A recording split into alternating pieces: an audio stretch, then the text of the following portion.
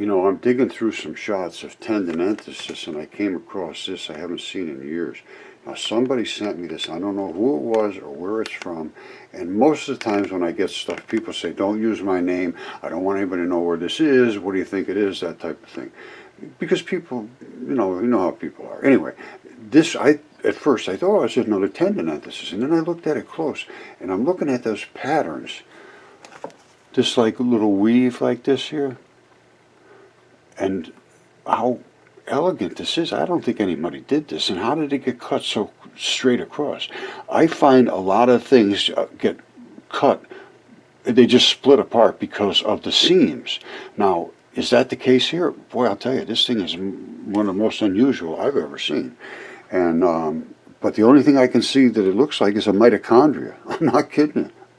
A mitochondria, which is, in us, you can't even see it hardly with an electron microscope. All right, this is as close as I can get to seeing anything that even looks close. Now, if you broke this right across, and you see how they are seamed, that could just break totally right on that seam. And what would you see looking this way and that way? I don't know. I really don't know. At this point, I do not know. But that's the only thing I can see is even close to that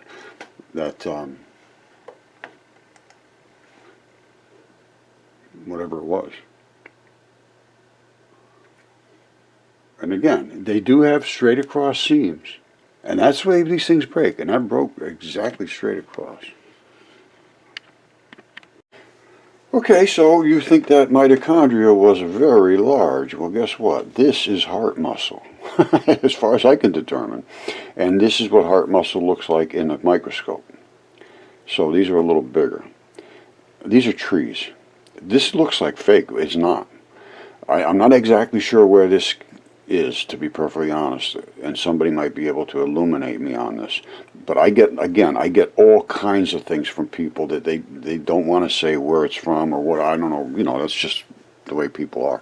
But trust me, everything there is was biological, and at one time it was enormous. Let me show you what I think might have been blood cells.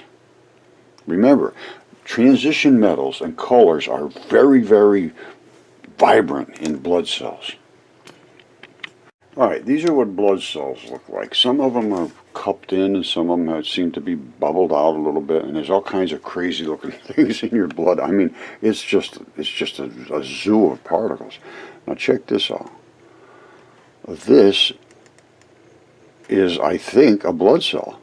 I think it could very well be a blood cell. You see all these transition colors? That is exactly what you find in blood. Blood is just saturated with transition metals, and that is why it can carry all the different products around your body and deliver them and pick things up. That is what their job is. Alright, I showed you what might be a blood cell. I can't be certain of that, but transition metals in biology. Transition metals are all those colors. Now here's what it says here. There's 3 distinct steps involved in transition metal uptake by your cells. First, the metal must be mobilized from the environment and brought into contact with the cell in the form that it can be absorbed. So they're absorbing these transition metal colors. Second, the metal must be transported across the cell membrane into the cell. Third, the element must be transported to its point of utilization within the cell or other cells within the organism. Now, what are we looking at? We're looking at these kind of this kind of stuff. It's serious stuff. It's ferritin and iron storage protein. Schematic drawing of the structure, iron-loaded ferritin, showing the almost spherical protein shell inside which the iron hydroxyphosphate core is formed. Now look at this down here. Then it goes down to electron transfer proteins. These are all the different types. Well, not all, but they have a metal center. That's the transition metal, and then they add on certain things to it and they carry them around your body. Look at this, blue copper proteins. You saw those blue patches all over that thing, and then you've got all kinds of different chemicals. Iron sulfur proteins, that's the yellow ones, and then oxygen transports, and those are the red and black particles and hemoglobin and myoglobin and all these different things. You see all these different colors. They're not just colors they're thrown in here to make it separated. There's enzymes involved in oxidation. This is serious stuff. Metal ions and Lewis acids. You see these things? Remember that giant blood cell. I believe it's a blood cell. It could be. I found other ones that are almost absolutely blood cells, and they're absolutely huge. Huge, just like that big one.